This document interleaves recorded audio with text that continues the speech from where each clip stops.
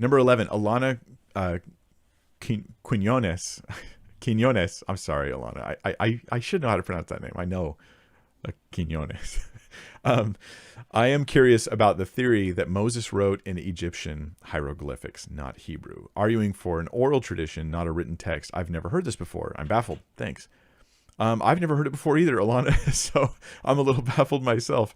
Moses wrote in Egyptian hieroglyphics, not Hebrew.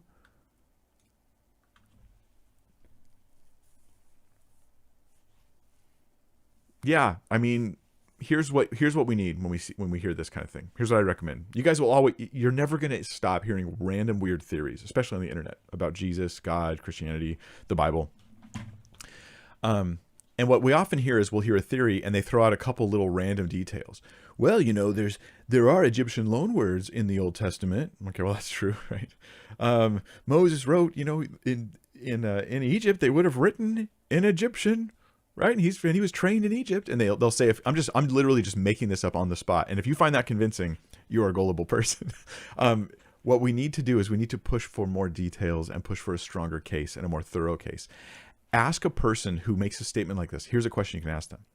What pushback have you received to that theory? Are there any challenges to that theory that you're aware of? And you start gathering data. And this is what I would do, is I'd be like, well, what kind of pushback is there to this sort of thing? Are there any scholars that have written on the topic? Are there Christians who have addressed this that I can read? So yeah, Alana, I'm not familiar with it. I would chalk it up to one of many things that you will spend hours studying to find out that it's probably worthless.